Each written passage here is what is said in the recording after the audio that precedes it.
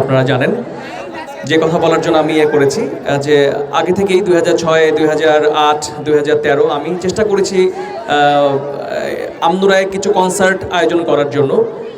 আমরা যেহেতু ঢাকায় সবাই যাই না বা ঢাকায় থাকি না, ঢাকায় যত বড় বড় কনসার্ট হয় আমরা হয়তো টিভিতে দেখি।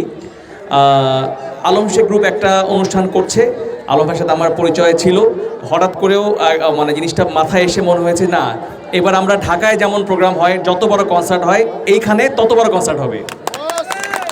ঢাকা থেকে শিল্পীরা আসছে, আমি একটা শুধু কথা বলে দিই যে এই যেমন স্টেজটা, এই স্টেজ তৈরি করতে যে পরিমাণ খরচ হয়েছে, আমনুরায় একটা অনুষ্ঠান করতে এর চেয়ে কম খরচ হয় শুধু এই স্টেজ তৈরি করতে। এবং কালকে দেখবেন যে এই মাঠে আলো ঝলকানিতে থাকতে পারবেন না, মানে এইরকম আলো কালকে আলোকিত হবে। সো আপনারা সবাই থাকবেন, শৃঙ্খলার সাথে থাকবেন। আমি আমাদের শিল্পীরা যারা আসবে তারাও আমার এলাকায় আসছে, আমি তাদেরকে নিয়ে আসছি, ইনভাইট করে নিয়ে আসছি, আমার এলাকায় আসছে। আপনারা একটু মানে যেন তারা কোনো কষ্ট মনে না নিয়ে যায়, এই জন্য শৃঙ্খলা নিয়ে কালকে অনুষ্ঠানটা সবাই আমরা দেখব। এবং আমি গ্যারান্টি দিয়ে বলতে পারি যে আমনুরায় এর আগে এরকম অনুষ্ঠান কেউ কখনো দেখেও না, এবং অত চাঁপাইনবাবগঞ্জ এলাকায় এরকম অনুষ্ঠান হয় নাই, এবং এটা আমরা এটা করে দেখাবো। আলম শেখকে অনেক ধন্যবাদ, আলম শেখকে অনেক ধন্যবাদ আমাকে এই সাপোর্ট দেওয়ার জন্য। সবাইকে অসংখ্য ধন্যবাদ। সালাম আলাইকুম।